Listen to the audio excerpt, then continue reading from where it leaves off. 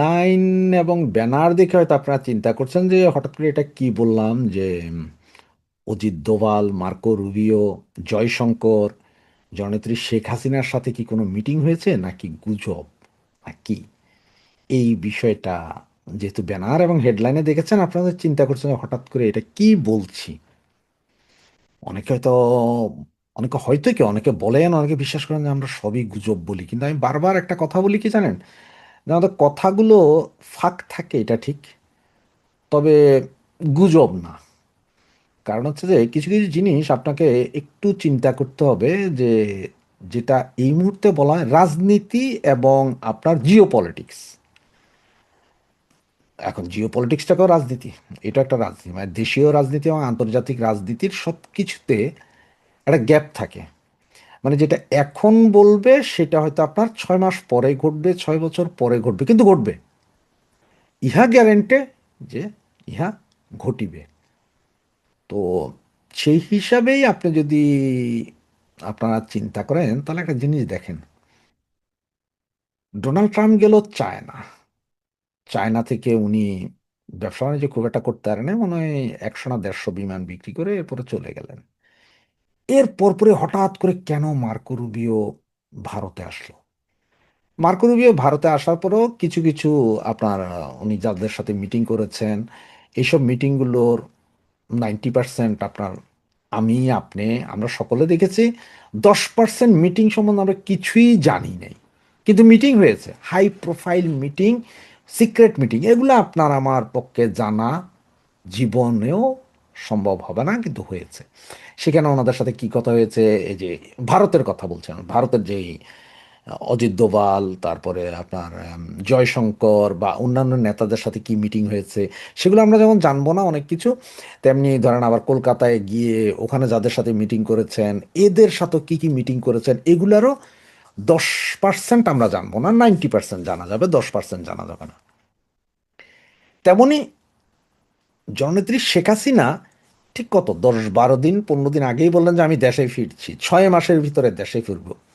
এই কথাটাকে আপনি একটু সাইডে রাখেন, উনি এটা বলেছেন একটু সাইডে রাখেন, মানে এগুলো নোট করেন, আপনার বাকিটা মিলবে আপনার সাথে। এরপরে বললেন যে আমার পাসপোর্ট ফেরত দাও, বিমান পাঠাও, জেলখানা রেডি করো। সেকেন্ড পার্টে রাখেন, থার্ড পার্টে আসেন এখন। আজকে হঠাৎ করে যখন এই ভারতে যখন জয়শঙ্কর, তারপরে মার্কো রুবিও, অজিত দোভাল এদের একটা মিটিংয়ে প্রেস কনফারেন্সের মতো, সেইখানে হঠাৎ করে শুনিয়ে দেওয়া হলো যে মোদি বলছেন যে I Narendra Modi is my best friend, সে মহান নেতা, ভারত যা চায় আমরা সব কিছুই করব, ভারত যেভাবে চায় যেভাবে খুশি থাকে সেভাবে।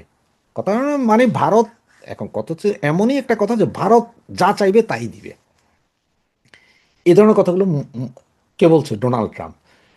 আজ থেকে 3 দিন আগেও দেখেছেন যে ডলারের বিপরীতে রুপির দাম কম ছিল, এবং অবস্থাটা এমন ট্যারিফ ট্যারিফ নিয়ে একটা বিচ্ছিরি অবস্থা, সেই অবস্থা হঠাৎ করে এই পরিবর্তন। তো আমরা যেটা বলি যে Trump always chicken out, taco, TACO, Trump always chicken out.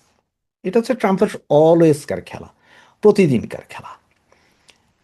এখন আপনার আরেকটা জিনিস দেখেন, যেমন এই যে যুদ্ধের কারণে তেল সরবরাহ নাই, পুরো মিডল ইস্টের তেল সরবরাহ নাই, সুতরাং রাশিয়া থেকে ভারত তেল আনবে, এইটার জন্য ওনারা আবার ঠিক আছে আমরা লিফটিং করলাম, রাশিয়া তেল বেচতে পারবে, কারণ হচ্ছে এ বুঝে যে তেল হে বললেও আনবে ভারত, না বললেও আনবে, কারণ এখন রাশিয়া থেকে সবাই তেল আনবে, সুতরাং একটা মান সম্মান রাখা যায়, সে আগ বাড়াইয়া বললো।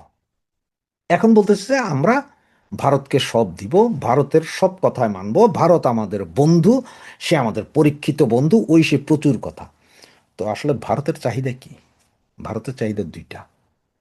এক, সর্বপ্রথম চাহিদা হচ্ছে যে পাকিস্তান সন্ত্রাসী রাষ্ট্র, সন্ত্রাসী কর্মকাণ্ড করে, এইটা যেমন টলারেট করবে না ভারত, তেমনি বাংলাদেশের উপর থেকে ওনার পা, আমেরিকার পা, হাত পা মাথা এগুলো সরাইতে হবে। কারণ ভারত নিজে শান্তি থাকলে তাইলে ভারত আমেরিকার সাথে বন্ধুত্বপূর্ণ সম্পর্ক বলেন যাই বলেন সব করবে। তো এই করার মধ্যে আর আমেরিকা চায় কি, যে বাবারে তুমি যেখানেই যাইবা যাও, পৃথিবীর সব দেশে যাও, শুধু চায়না ঠেকাও। কারণ আমেরিকার মাথা ব্যথা চায় না। আমি আপনাদেরকে এর আগের ভিডিওতে বলছিলাম যে প্রতি 100 বছরের সিস্টেম চেঞ্জ হয়। যেমন আপনার এক সময় ব্রিটেনের সূর্য ডুবতো না, সেই ব্রিটেন থেকে স্বাধীনতা লাভ করে আমেরিকা, এরপরে আমেরিকার দবদবা চলে, এটা 100 বছর হয়ে গেছে। এখন আগামী হয়তো 5-10 বছরের ভিতরে আমেরিকাকে টক্কর দিবে কে চায় না। সুতরাং আমেরিকা তো জানে যে তারা কিভাবে উঠে আসছে। এখন চায়নাকে দেখতে, শুধু চায়নাকে ঠেকাইতে হলে তার পাশাপাশি দরকার কাকে? ভারতকে। কারণ পাকিস্তানের তো বিশ্বাস করাই জানে, এটা ভালো করে সকলেই জানেন। তো এর ভিতরে আরো কিছু ঘটনা ঘটছে দেখেন। এর ভিতরে আরো কিছু ঘটনা ঘটলো কি, যে হঠাৎ করে গত কালকে দেখলেন যে পাকিস্তানের বালুচ, তারা এক আক্রমণ করে প্রায় 36 জন সেনা সদস্যকে মাইরা দিল রেলে। বালুচদের কাছে অস্ত্র আছে কি? সব আমেরিকান অস্ত্র। কোত্থেকে আসে? পাকিস্তানের ভিতরে বালুচের কাছে আমেরিকান অস্ত্র। এইদিকে আমাদের এক একজন উপদেষ্টা অলরেডি বলা শুরু করছে। আজকে যেমন তহিদ সাহেব, বিশিষ্ট নেতা তহিদ সাহেব, উনি কি বললেন যে হ্যাঁ ডিপি স্টেট ছিল, আমার কোনো দোষ ছিল না এই চুক্তিতে, আমি কিছুই জানতাম না, এই সেই। তার মানে সব দোষ কার? হারামজাদার। আসিফ নজরুল সাহেব আজকে হ্যাঁ 32 ভাঙছিল, আমি চুপ ছিলাম, এটা আসলে ঠিক হয়নি। এর আগে উনি বলছিলেন যে আমি এসব চুক্তিতে ছিলাম না, রেজওয়ানা সেম, ফরিদা তো ভাইয়াই গেছে, আর ওই টিকা দেওয়ার সেই স্বাস্থ্য মহিলা, ও তো নিজের স্বাস্থ্যই খারাপ, চেক আপে আছে, প্যাক আপে নাই। এই অবস্থা বাংলাদেশের ভেতরে এগুলো। তাহলে এখন যদি কোনো গ্রিন সিগন্যাল না থাকতো বা কোনো কথাবার্তা যদি আগে থেকে না জানতো, হঠাৎ করে আমাদের নেত্রী কেন বললেন যে আমি 6 মাসের ভিতরে আসছি? কেন হঠাৎ করে নেতারা বলছেন যে গণরোষের মাথায় পড়বে? হঠাৎ করে কোনো কিছু নাই, বাড়ি নাই, ঘর নাই, জায়গা নাই, সম্পত্তি নাই, কিছু নাই, এরপর আমার নেত্রী ঢাকা শহরে চলে আসবেন, কোথায় থাকবেন? কি করবেন? কে তাকে নিরাপত্তা দিবে? চিন্তার বিষয়, একটু চিন্তা করেন। তাহলে যদি কোনো গ্রিন সিগন্যাল না থাকে, যদি আসলেই আমেরিকি হাত তুলে না নেয়, বাকিরা যদি বিপদে পড়ে নাই যায়, তাইলে তাহলে কিভাবে উনি বলেন? এছাড়াও আপনারা যে তিস্তা প্রকল্প টকল্প এগুলো নিয়ে ভারতের যেমন একটা অ্যালার্জি আছে, তেমনি আমেরিকার অ্যালার্জি সবচেয়ে বড় হচ্ছে চায়না। শুধু এটা বাঁচাইতে হলে ভারতের সাথে করতে হবে, কারণ কোয়াড একটা করছিল আমেরিকা, সেটা এখন মৃত প্রায়। সুতরাং ভারতকে হাতে ধরে হোক, পায়ে ধরে হোক, এই করে হোক, সেই করে হোক, যে ভাই তোরা কোয়াড চালু রাখ। কোয়াড চালু রাখলেও তার লাভ আছে। হয়তো দূর ভবিষ্যতে দেখতে হবে কোয়াডে বাংলাদেশও আছে।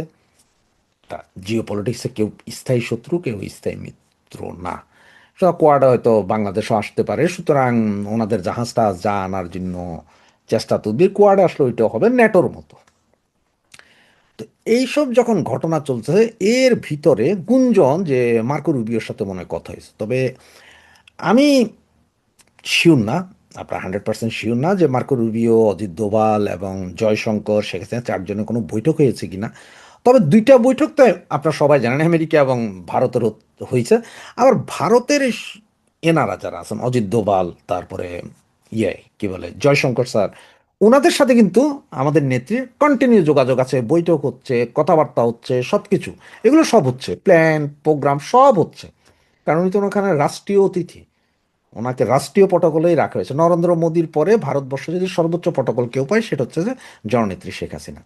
সুতরাং হইতেও পারে, কারণ ওইটাই বলছি যে হঠাৎ মার্কো রুবিও আসছে, কলকাতায় আসলো, আবার ওখানে বৈঠক করলো। এর আগেই নেত্রী বলছেন যে আমি আসব। এখন প্রতিদিনই পত্রিকায় কোনো না কোনো নিউজ বেরিয়ে আসছে নেত্রীর। যেমন বাংলাদেশ টাইমস অলরেডি গতকালকে কথা বলেছে আওয়ামী লীগের বিভিন্ন নেতাদের সাথে, এদিকে আবার আজকে আবার বিএনপির নেতাদের সাথেও ইন্টারভিউর বিভিন্ন কথাবার্তা আছে। বিএনপির নেতাদেরও গলার সুর একটু যেন কেমন নরম না, যে হ্যাঁ উনি আসতে পারে। ওই যে একটা আছে না, কষা যায়, আমরা ইনসাফ করব, তুই বেটাকে ইনসাফ করবি। এমন কোনো দড়ি তৈরি হয়েছে বলে শেখ হাসিনার গলায় দড়ি দিবি? তোদের তো এমন কোনো দড়ি নেই যে আমার গলায় দড়ি দিবি আর শেখ হাসিনা, জননেত্রী শেখ হাসিনার গলায় দড়ি দিবি। এটা তো হবে না। সুতরাং এই জন্যই একটা গুজব কেন জানি চারিদিকে রটছে। তবে কত হচ্ছে যে যা রটে তার কিছু না কিছু বটে। সরাসরি কথা না হইলেও টেলিফোনেও কথা হইতে পারে, ভার্চুয়ালিও কথা হইতে পারে, কত রকম ভাবেই তো কথা হইতে পারে, কত রকম কত সিগন্যালেই কথা হইতে পারে। সুতরাং এই জন্যই মার্কেটে যেহেতু কথাটা চালু আছে, এই জন্যই ব্যাপারটা নিয়ে আপনাদের কাছে করলাম যে আপনারাও বুঝেন যে আমি তিনটা কথা বলেছি, তিনটাকে আলাদা রাখেন, এরপরে বাকি ঘটনাগুলো মিলান এবং এরপরে যে সবগুলো ডট মিলান, মিলাইলে হয়তো কিছু একটা আন্দাজ করতে পারবেন। জয় বাংলা, জয় বঙ্গবন্ধু।